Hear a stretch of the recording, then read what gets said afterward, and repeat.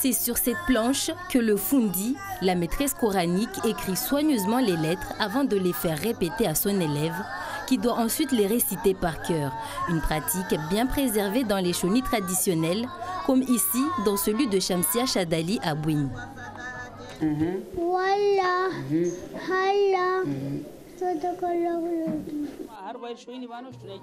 Ce que je mets en avant dans mon école, c'est la lecture du Coran.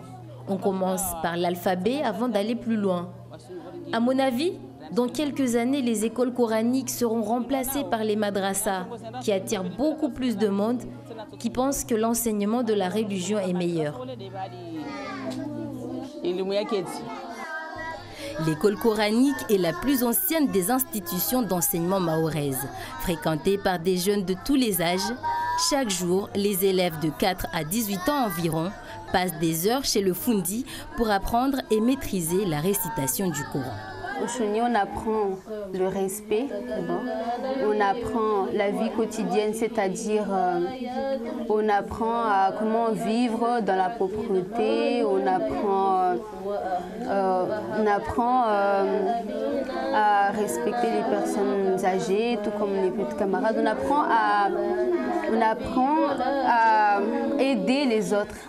J'aime aussi le fait que nous ne faisons pas que lire le Coran, qu'apprendre la vie, les choses sur la vie, mais on apprend aussi à comment être demain.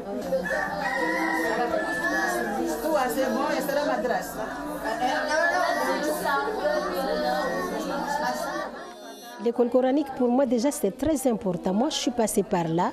Donc, ce que j'ai vécu, ça m'a permis de mettre mes enfants, de le transmettre ça. Donc, je les oblige à venir à l'école coranique parce que, en plus de l'éducation parentale, l'école coranique aussi aide aux enfants. Il leur éduque la discipline, les bonnes manières.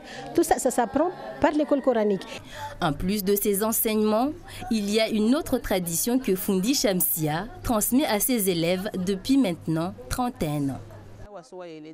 Nous leur expliquons que le Coran est très important car ce sont les paroles de Dieu.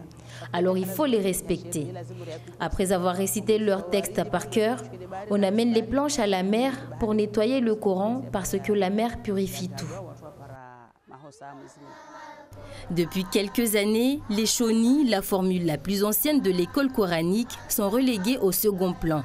Des écoles modernes, les madrasas ont fait leur apparition.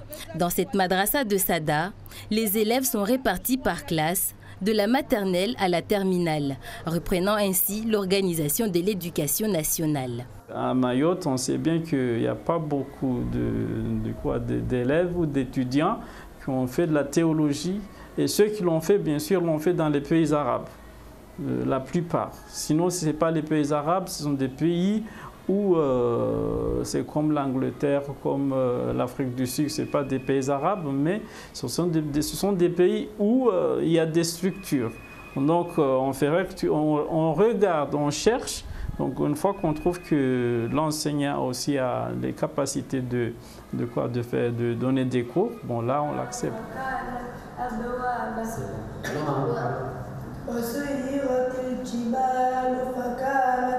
Il y a une inquiétude tout simplement parce qu'on voit qu'à chaque fois il y a des évolutions qui ne laissent pas l'enfant de venir à la madrasa. Avant il n'y avait pas les rotations, il y a des rotations et après les rotations il y a encore le rythme scolaire. À chaque fois qu'il y a du nouveau, on cherche des solutions. Koulam Haladi est responsable d'un groupe d'études qui s'intéresse aux pratiques de lecture et d'écriture. Parmi leurs travaux, l'apprentissage chez l'enfant et l'adulte reste prédominant. Ils ont fait des observations sur les chonis traditionnels et les madrasas. Objectif, conseiller les acteurs et contextualiser des outils, méthodes et dispositifs destinés à l'enseignement et à la formation.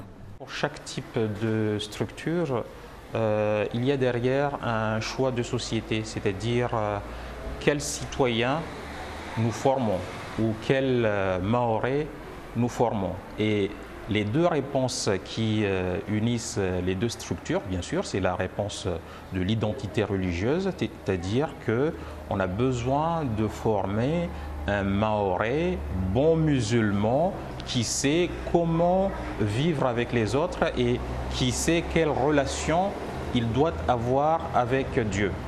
Je dirais qu'au niveau des madras, on va développer davantage les capacités cognitives des enfants, donc apprendre et être performant dans les madras, bien sûr, mais aussi à l'école de la République, alors que dans les chionies, il y a un apprentissage de base, mais il y a un côté davantage social, sur le lien social, la cohésion sociale.